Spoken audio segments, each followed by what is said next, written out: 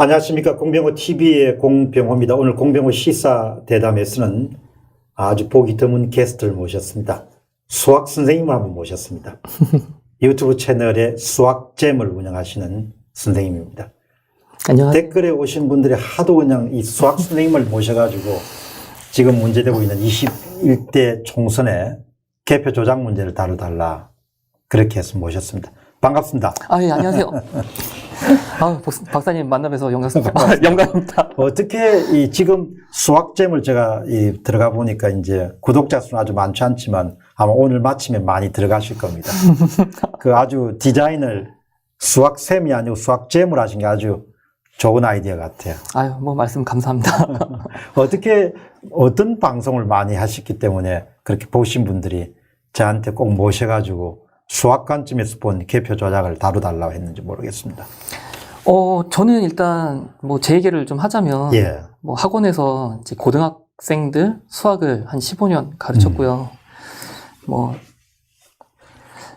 그냥 제가 아이들을 가르쳤던 문제집에 나오는 문제들하고 너무 결과가 말도 안 되는 차이가 나오는 걸 이제 저는 느끼고. 언제 느꼈습니까?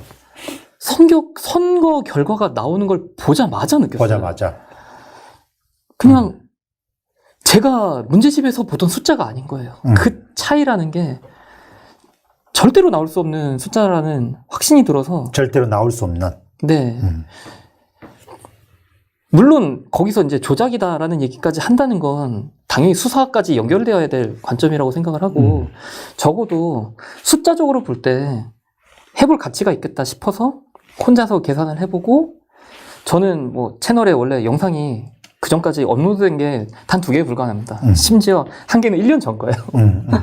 그런데 영상을 찍어봐야겠다. 이건 모든 사람들에게 알려야겠다. 네, 이게 조작이냐 아니냐를 떠나서 적어도 국민들이, 고등학교 나온 어른들이 이 정도 지식은 당연히 갖고 있어야지라고 생각이 들어서 그 얘기는 할 수 있겠다. 제 이런 신념 같은 저의 무슨 사상 같은 게 아니라 그냥 당연히 누구나도 알만한 지식, 그 부분까지는 거론할 수 있지 않겠나. 물론 저는 그 당시 유튜버라고 말하기도 힘들 만큼 아주 적은 구독자를 갖고 있었지만 그 얘기를 영상으로 찍어서 올렸죠.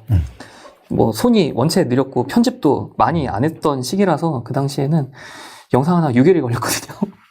그걸 겨우 올리고 나서, 그러니까 실제로 선거 끝나고 일주일이 지난 뒤였어요. 그런데 나중에 주말이 돼서 어느 국회의원분도 제 영상을 스크랩했다고 하시고 막 올라가더라고요, 조회수가. 핵심적인 그런 주장은 뭐였습니까? 그 영상에. 아주 짧게, 또 자세히 아시겠지만. 적어도 아무튼 간단히 말해서 불가능한 숫자다죠. 그러니까 박성현 서울대 통계학과 명예교수님이 조선일보에서 말한 것은 신이 도와주지 않으면 만들어낼 수 없는 숫자다. 그런데 불가능한 숫자다. 저는 영상에서 말장난으로 이렇게 얘기를 했어요. 태양이 터질 확률이다. 태양이 터질 확률이다. 당장 내일. 아주 멋있네요. 장난으로 그런 영상, 초신성 폭발하는 영상을 긁어다가 거기다 짜집기로 넣었어요. 거의 불가능한 숫자다. 예. 수학을 가르쳐 오신 분 입장에서는. 제가 틀렸다라고 말을 하는 사람도 있고, 그런데 저는 그런 생각은 들어요. 그 교과서에 나오는 용어에 이미 추출이라는 말이 있거든요. 그 이미 추출이 아니다라는 식으로 포장을 하시는 분들이 있는데, 그 이미 추출이라는 게 그렇게까지 무슨 이질적인 표본도 아니고 사전투표라는 게 대체 무슨 이미 추출이 아니라고 우기는 건지 저는 그 부분도 당최 이해가 안 갔고요. 그리고 그 오차라는 게 상당히 컸는데 좀 이따 보여드리겠지만 의구심이 들었기 때문에 4년 전의 통계랑도 비교해봤는데 현저하게 다른 값이 나왔거든요. 이거는 분명히 거론할 가치가 있고 사람들에 의해서 공론화될 가치가 있다라고 생각을 했어요. 그래서 이미 추출은 그 영어로 쓰면 임이라는 것이 랜덤이라는 용어로 쓸 수 있는가요? 그렇죠. 그지? 네. 그래서 그런 부분에서 이제 제가 오면서 어떤 얘기를 짧게 나누면 좋을까? 제 영상에서 다루지 않았던 얘기 중에 교과서에서 제가 대체 어떤 문제를 받길래 그런 의구심을 가질 수밖에 없었는지 얘기를 여기서 조금 풀어도 될 것 같아요. 하시죠. 예. 조금 이제 다른 얘기를 길게 할 수는 없으니까 그 교과서에 보시면은 이항분포와 정규분포의 관계라는 얘기가 나와요. 그래서 오늘 시청자들 상당히 유식해지겠습니다. 그냥 고등학교 문제집에 나오는 기본 예. 예제입니다. 예. 그런데 여기 보시면은 뭐 이 풀이 과정을 자세하게 소개하진 않겠지만 예. 저는 제가 만든 책이 아니라 정말 일반적으로 쓰이는 일반 문제집에 나오는 문제를 그냥 보여드리는 거예요. 여기 보시면은 어떤 약이 있는데 예. 치유될 확률을 0.6이라고 뭐 이렇게 생각하시면 될 것 같아요. 선거로 치면 이 사람의 지지도가 0.6이다. 60% 지지율을 받는 사람이다. 라는 거죠.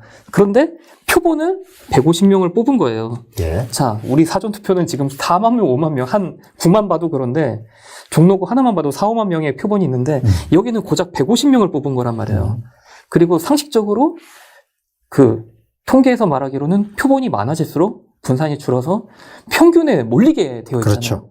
예. 그런데 여기서 단 150명을 가지고 여기 치유될 사람을 99명 이상으로 맞춰달라는 거죠. 원래 그럼 0.6 책에서 풀이 과정은 없지만 이 150명을 상식적으로 0.6의 비율로 정상적인 평균에 치유될 사람을 계산만 해보면 예. 이게 90명이 나와요. 예. 체계에서 묻는 문제는 아닙니다. 근데 정상적인 평균적인 치유 확률은 90명은 치유될 약물이라는 거죠. 근데 여기서는 9명을 올리고 싶은 거예요. 이 예. 평균보다. 예. 저는 이 문제가 머릿속에 달달 박혀 있는 사람이라 10년을 넘게 가르쳤기 때문에. 근데 이 문제 풀이대로 정상적인 뭐 과정을 잘 이해 못 하셔도 상관이 없고요. 저는 제가 만든 게 아니라 교과서에 나오는 내용이니까 이 과정을 진행을 했었을 때 99명 이상을 만드는데 필요한 확률을 이렇게 소개를 하고 있거든요. 0.0668이에요. 그러니까 대략 잡아도 7% 정도의 확률이라는 건데 상식적으로 90명의 평균을 갖고 있는 약물이 99명 이상을 치유시키기를 위할 확률도 7% 수준밖에 안 된다는 거죠. 근데 저거보다 표본이 훨씬 많고 그런데 오차를 그렇게까지 벌릴 수 있을까? 저는 여기서도 심지어 만약에 이 확률을 그대로 쓰더라도 7%의 확률이 수십 개가 나오려면 100분의 7을 10제곱, 20제곱, 30제곱을 해야 된다는 건데 저는 그냥 상식적으로 이런 문제 하나만 떠올려도 말이 안 된다는 생각이 딱 들었어요. 그 다음에 이제 생각을 해본 게 모비율의 추정이었던 거죠. 그 모비율의 추정 공식으로 당연히 이제 교과서에 나오는 그대로 했습니다. 그래서 여기 이제 보시면 이건 제가 영상을 만들 때 썼던 스크랩들인데 처음에는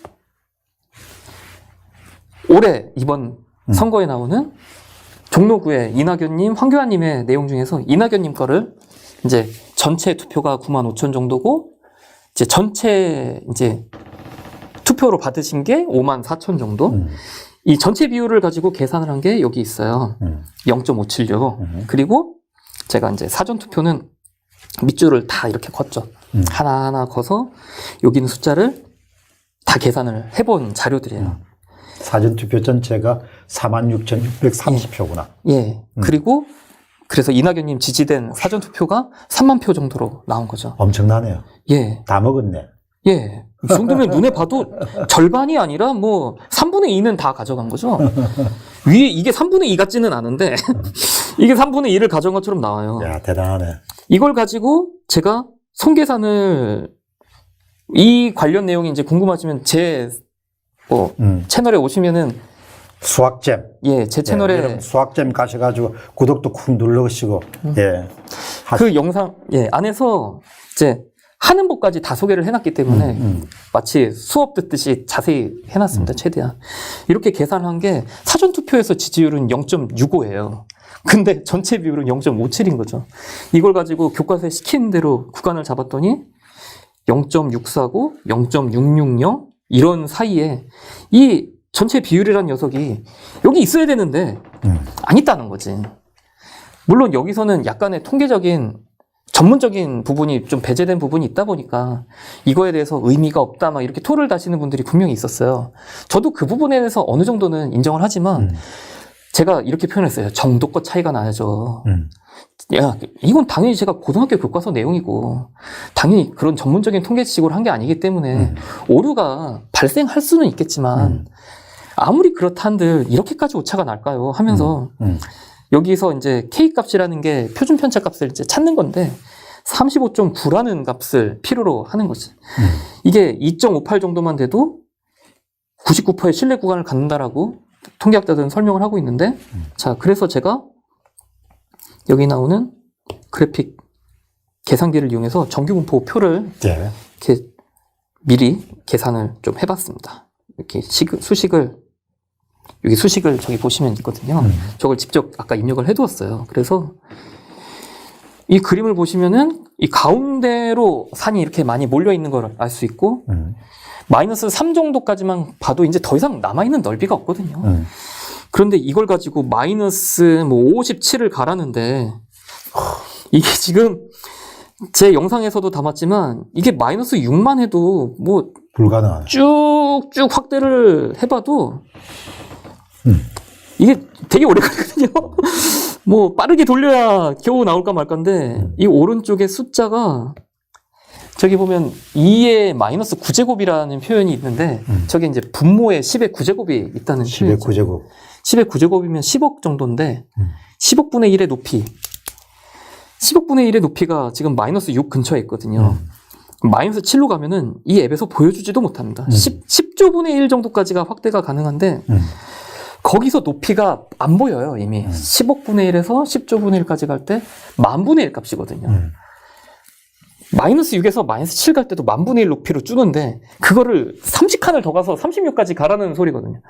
대체 그거를 무슨 신념으로 가능하다고 하는 건지. 그럼 거의 그게 이제 상수가 되겠네요. 예, 뭐 그냥 숫자겠네. 아까 이제 뭐 공병호 박사님하고 얘기하면서 제가 뭐 이런 얘기를 했는데 바나나 값이 3,000원이냐 보기에 1번 바나나 값으로 맞는 것은 3,000원, 2번 3만원, 3번 30만원, 4번 300만원. 그런데 애가 4번 찍고 나간 거지. 300만원에. 그런데 어떤 사람이 그런 동네가 있지 않을까?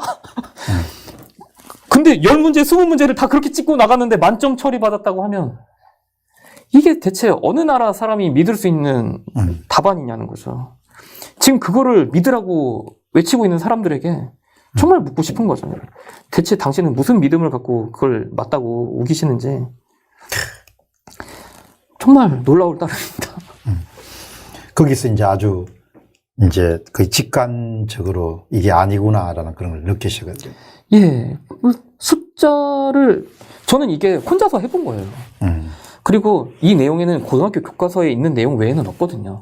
제가 뭐 추가적으로 통계학을 더 배운 것도 아니고요. 사실 고등 교과서가 좀 빈약한 부분도 있고, 저도 이제 통계학에 관심이 있어도 교과서 내용도 그렇지만 실제로도 통계학이 수학의 역사에서 되게 짧은 걸로 알고 있고, 그런 것들을 토대로 뭐 제가 할 수 있는 부분만 뭐 이미 제가 갖고 있는 채널에서는 많이 얘기를 했지만 저는 뭐 이념 싸움이다, 뭐 나는 좌파다 우파다 어느 쪽이 옳다 이런 얘기는 조심스러워요. 그러니까 이렇게 어르신 분들은 또 이렇게 무조건 이쪽이 맞다, 뭐 젊은 사람들은 무조건 저쪽이 맞다, 막 이렇게 얘기를 하는데 저는 그런 싸움을 하는 것 자체가 그렇게 제가 힘들어서 어쨌든 지금 말씀하시는 거는 고등학교 교과서에 나오는 확률론의 바탕을 두고 계산을 해보니까 도저히 계산이 안 되는 숫자다 이야기네. 예, 이걸 일단 보시고, 그러니까 저는 제가 맞다, 이게 조작이다, 막 이렇게 우기기보다는 이걸 보고 그냥 다른 사람 말 듣지 말고 혼자서 그게 될까 이렇게 좀 생각이라도 해보셨으면 좋겠어요. 통상 K는 얼마 정도 나옵니까, 답이? 그러니까 일반적인 통계라면 플러스 마이너스 2.58이 교과서에 나오는 99%의 신뢰 구간이죠. 그게 이제 자 이번 같은 경우는 이제 35.7이라고 했습니까? 35.9가 나왔어요. 이제 교과서에 나오는 K 값이라고 하는 게 되게 1.96, 2.58 예. 이 정도입니까? 예, 이거는 고등학교 나온 사람이라면 다 봤을 법한 숫자라고 생각합니다. 그럼 저게 예를 들면 30까지 넘어간다는 것은 발생할 수 없는 건데 저게 30까지 넘어간다는 이야기는 기본적으로 어떤 의미가 있는 거죠? 그냥 수학으로만 볼 때는 조작이라고밖에는 말이 안 되긴 합니다. 안 되겠네. 근데 수학으로 보면은. 예, 뭐 사람들이 이제 여기 나오는 이 이미 추출한 이 말에 되게 많이 의미 부여를 하시더라고요. 그러면 되게 임의 추출하는 경우에는 앞에 이야기는 동그라미 해보죠. 1.96, 예. 2.58, 뭐 이런 거가 되게 이제 네. 되게 이제 평범한 그런 거네요. 그쵸. 거기다 이제 샘플 사이즈가 커지면 훨씬 더 이런 원칙에 충실한 그쵸. 1.96, 2.58 이런 걸 기록하겠네요. 네네. 그런데 이 샘플 사이즈가 뭐 수만 개 정도 되는데 이제 저 값이 35.9가 나온 거네요. 아마도 제가 알기로는 뭐 간단한 뭐 시청률 조사라던가 아주 작은 표본만 가지고도 대부분의 것들을 추론할 때 표본이 1000을 넘지 않아도 거의 대부분이 오차가 플러스 마이너스 이 정도? 그 정도에서 우리가 실생활에서 많이 쓰는 걸로 알고 있거든요. 그런데 이미 8% 이상의 차이가 났고 표본도 1000 단위도 아니고 4만이 넘는 단위고 이 단위는 이제 종로구 같은 경우죠. 네네. 9만 정도가 이제 투표를 했는데 그 중에 한 4만 내외 정도가 사전 투표를 한 거죠. 네네. 이미 제가 숙제라고 제 영상에 숙제라고 말을 올려놨었는데 몇몇 분들이 뭐 엑셀을 쓰신 건지 K 값을 쭉 구해서 올려놓으신 분이 있었어요. 근데 제가 계산한 게 35.9였으면 40이 넘는 구만 대략 10개 정도 되더라고요. 서울시에서. 그러니까 그걸 이제 계산해서 올려주셨어요. 몇몇 분들. 40개, K 값이 40개가 넘는 것이 예. 서울 시내만 하더라도 이제 그걸 계산해 보신 분들 너무 어이가 없었는지 다 올려놓은 게 아니라 40 이상인 것만 추렸습니다 하는데 10개가 넘게 적혀 있는 거예요. 그리고 저 같은 경우는 이게 그래도 이 사람들이 말하는 소위 이제 민주당 지지자들이 이미 추출이 아니다. 그러니까 네 통계는 의미가 없다. 라고 얘기하시는 분들을 위해서 4년 전 거를 또 계산을 해봤거든요. 4년 전 거를 가지고 계산한 게 요건데 제가 요 정세균님 거거든요. 4년 전 20대 총선. 얘는 값이 멀쩡해요. 3.61. 예. 그러니까 아무리 물론 신뢰 구간에서 2.58을 벗어났죠. 그러니까 그분들 말도 일리가 있다고 생각을 해요. 그러니까 2.58을 벗어날 정도라면 어떻게 보면은 추정을 벗어난 거니까 이 계산법이 이미 추출이라고 하기는 애매하다. 그 말도 저는 맞다고 봅니다. 근데 그걸 통계학자들이 말할 때 2.58을 벗어나는 수준이면 통계적으로 의미가 없다라고 말을 하는 거지. 그게 35.9나 된다라고 말한 건 아니라고 생각을 해요. 참 중요한 지적이네요. 예. 그러니까 상식적인 걸 벗어났다. 우리가 정해놓은 이 샘플을 절대 니들이 벗어날 수 없을 거야. 2.8을 벗어나기 무지 힘들거든? 이렇게 통계학자들이 말했어. 진짜 벗어났네? 3.61. 그러니까 이게 이미 추출이라고 말하기 조금 힘들지. 네, 그렇군요. 이 정도에서 얘기할 수 있는 숫자가 3.61. 그리고 또 여기 앞에 정세균님 말고 제가 그거는 여기서는 제가 캡처는 해뒀는데 지운 것 같아요. 정세균님 말고 오세훈님 것도 했는데 그거는 4.11이 나왔어요. 4.11 정도. 예. 그래서 이제 저는 그걸 보고 이게 좀 사람들이 성향에 따라 좀 갈리다 하더라도 3, 4 정도를 벗어나기는 힘들지 않겠나. 그러면 이제 조금 더 우리가 들어가면 K가 3, 4 정도를 벗어날 때는 그거는 어떤 식으로 우리가 해석할 수가 있습니까? 뭐 제가 더 전문적인 통계 지식이 있으면 뭐 더 좋겠지만 그냥 제가 개인적으로 생각하는 거라고 여기서부터는 어떻게 보면 제 개인적인 생각이에요. 그래서 이게 3, 4 근데 이미 그래프를 아까 정기분포 그래프를 잠깐 보여드렸지만 이게 3에서 4로 가는 거랑 4에서 5로 가는 건 훨씬 더 힘든 일이거든요. 그러니까는 제 생각에는 이게 아무리 그런 정치적인 성향을 고려해서라도 이미 3.6에서 4.1 정도가 나왔다면 아마 4년 전 걸 전부 다 조사를 하더라도 K값이 5를 넘기는 건 거의 불가능할 거라는 예상은 좀 들어요. 물론 이거는 해보고 싶기는 합니다. 제가 엑셀을 못 다루는 건 아니기 때문에 만약에 이걸 작정하고 뭐 해본다면 유의미한 비교할 만한 걸 얻을 수 있을 거는 같아요. 제가 기억하기로는 이제 20대 총선을 조사한 것은 표본 오차 범위가 0에서 7 정도였다. 이런 그런 걸 들은 적이 있거든요. 예. 0에서 7 정도였다. 예. 그래서 그런 걸 수십 개를 깔아놓고도 진짜 K값이 10을 넘기는 것 자체도 말이 안 되는데 단 한 개 구에서 36. 근데 그 옆에는 41. 그 옆에는 뭐 40. 그걸 쭉 깔아놓고 국민들 보고 믿어라. 그걸 믿는 게 이상하다는 생각이 저는 들어요. 그러니까 그러면 K가 그렇게 이제 크다는 이야기는 일종의 그런 거를 해석이 가능합니까? 상수가 좀 도입됐다. 뭐 가능하다고 생각은 하죠. 그게 예를 들면은 K값이 그렇게 크다는 이야기는 우리가 일반적으로 자연 현상에서 기대할 수 있는 베리에이션이라고 합니까? 이렇게 분포도가 이렇게 없다는 것을 뜻하는 거죠.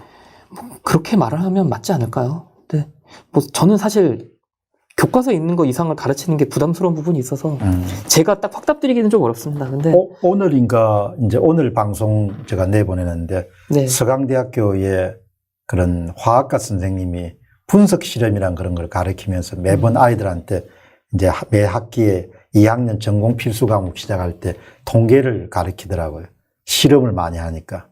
그 실험할 때는 항상 가측 오차가 있고 불가측 오차가 있는데 불가측 오차는 우리가 흔히 랜덤 에러고 가측 오차는 시스테매틱 에러니까 뭔가 이렇게 조작이 들어간 경우에 그런 경우는 항상 이제 화학 실험을 많이 할 거니까 그 졸업생들이 이제 회사를 가면 그때는 반드시 가측 오차와 불가측 오차를 구분하고 가측 오차는 반드시 보정하거나 수정하거나 교정한 이후에 그 불가측 오차를 최소화하는 방향을 찾아야 된다. 그 이야기를 하더라고요.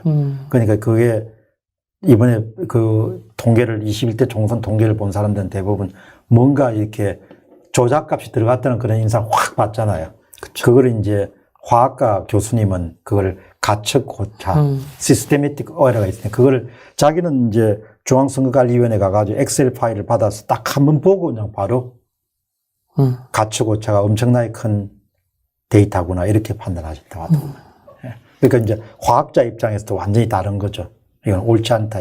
뭐 저는 뭐 동네 학원 수학 강사인데 참 제가 봐도 이게 한 곳만 일어나도 말도 안 되는 확률인데 어떻게 이걸 거론하는 것조차도 제 그 작은 채널에 유튜브 작은 채널에 와가지고 의미가 없다 이렇게 댓글을 다시는 분들을 보면 오히려 저는 그런 생각이 들어요. 아까 뭐 공병 박사님하고 개인적으로도 얘기를 했지만 이 사람들이 알고 그러는 것 같다는 생각을 오히려 역으로 저는 느꼈어요. 알고. 예, 그러니까 이걸 보고 평범한 사람이면 그래 그럼 뭐지? 뭐 당신 말이 맞는지 틀린지 모르겠지만 뭔가 조금 궁금은 하네. 저는 일반이라면 이럴 것 같거든요. 근데 왜 그걸 조사하려고 들어? 건드리지 마. 라는 식으로 말을 하는 거 보면 오히려 댓글에. 네, 오히려 뭔가 있어서 캥기니까 하지 마라고 막는 느낌을 저는 오히려 받았다니까요. 이게 사람의 상식으로 납득을 할 수 있게 만들어야 되는데 하지 마. 네 말은 의미가 없어. 아니 이걸 숫자를 보고 생각하는 것도 의미가 없다고 하는 게 저는 그런 사람들은 공부를 해본 적이 없다는 생각이 들어요. 저는 어렸을 때 학생 시절에 공부를 할 때 학교 선생님이 공식을 하나 알려주잖아요. 만약에. 그럼 저는 공부할 때 제가 재밌어서 제가 생각한 공식도 막 써보고요. 그리고 그러다가 틀려도 보고 이건 그래서 안 되는구나 스스로 깨닫기도 하고 그 공식을 그대로 쓰더라도 왜 이렇게 써야만 하지 이런 걸 막 고민해가면서 했던 기억이 있거든요. 그렇게 하니까 수학을 또 잘했기도 했고 그러니까 학생이라면 선생이 이렇게 저렇게 해라라고 딱 알려줘도 뭔가 또 거기서 의문도 가지고 이렇게 하면 왜 틀리지 이런 것도 해보는 학생들이 훨씬 더 자기 지식을 또 넓히고 이해도도 넓고 정말 문제를 딱 새로운 걸 만났을 때 적응해서 해석하는 능력도 키울 수 있다라고 생각을 하거든요. 그런데 선생님이 시킨 거 아니면 못한다라고 생각하는 건 그 자체가 이미 사고가 막힌 거 아닌가. 저는 그렇게 그 사람들의 말도 일리는 있다고 생각을 해요. 이거는 교과서에서 말하는 임의 추출이 아니다. 그래. 임의 추출이 아니라고 말을 하는 거에 대해서는 저도 어느 정도 뭐 공감은 하지만 이 계산을 하는 걸 왜 말리냐는 거죠. 그런데 임의 추출이 아닐 수가 없잖아요. 어떤 한 9만 명 정도의 모집단이 있으면은 그렇죠. 그 중에 뭐 한 3, 4만 정도의 사전 투표에 응하는 그런 분이면 그거 다 자발적으로 선택하는 거잖아요. 그쵸, 뭐. 그 자발적으로 하는 것이니까 그게 일종의 영어로 하면 랜덤이고 우리말로 하면 임의잖아요. 누가 강제해서 만든 건 아니지 않습니까? 그러니까 사전 투표에 응하시는 그룹들을 샘플도 그렇고 당일 투표에 응하시는 샘플도 다 그야말로 전형적인 그런 임의 추출이라고 그렇게 볼 수 있을 것 같은데. 뭐 저도 그렇게 말을 하는 부분이 제 영상 안에 있기는 해요. 그러니까 저는 이렇게 표현을 했거든요. 제 지인하고 되게 많이 좀 다투기도 했어요. 이 문제 가지고. 근데 한참 고민을 하다가 무슨 말을 쓰면 좋을까 고민을 하다가 저는 이런 말을 썼거든요. 이미 추출이라는 것은 대표성이다. 그러니까 수많은 사람 중에서 랜덤하게 뽑았다는 건 그 사람이 우리 전체를 대표할 만한 의미가 있기 때문에 부르는 용어다. 그런 의미로 해석한다면 이 숫자 값이 이렇게 차이 나는 그런 샘플을 보고 이게 대표가 될 수준이냐. 여기는 57, 전체로 볼 때 57%였는데 대충 드러낸 애들이 65%다. 이걸 우리가 대표하는 사람으로 뽑았다라고 할 수 있겠냐. 힘들죠. 저는 이런 부분도 좀 의구심을 가질 필요가 있다고 봐요. 그러니까 이 해석에도 뭔가 논쟁의 여지는 있다고 생각은 하지만 이걸 무조건 안 된다라고 말을 하는 건 저는 사고가 꽉 막힌 사람이라는 그건 정말 자신 있게 말을 할 수 있을 것 같아요. 의심해보고 고민해보는 건 당연히 지성인의 도리 아닌가요? 그렇죠. 뭐 이렇게 의혹을 제기하는 거는 이제 보통 사람들이 할 수 있는 일이고, 그다음 의혹을 해결하거나 수사하는 거는 또 수사 당국이 할 수 있는 거죠. 수사를 당연히 할 수 있을 만큼 문제가 발생하지 않았냐. 저는 수학 선생으로서 그 정도는 충분히 무슨 이념이나 뭐 나 좌파 우파 이런 이념을 벗어나서 누구나 생각할 수 있는 상식선이라고 생각하고 영상을 만들었거든요. 저는 비방하는 말은 최대한 줄이고 싶었고 제가 까는 부분의 영상도 있긴 하지만 그건 저는 저를 까는 사람한테만 했어요. 양심적으로 나를 깐다라고 생각하는 사람에게 제가 까는 게 잘못인가요? 라고 저는 당당하게 반박할 수 있고, 저는 어디 가서 남 흉보는 거 저도 되게 싫어하거든요. 그리고 제가 까면서도 미안한 마음도 있습니다. 하지만 그럴 거면 까지 말던지. 예. 깠으면 니도 깔 그 정도의 명분은 있어야 되지 않겠나. 그걸 갖고 뭐라 하시는 분도. 그럼 그 주제는 또 다음번 시간에 한번 다루도록 하겠습니다. 네. 예.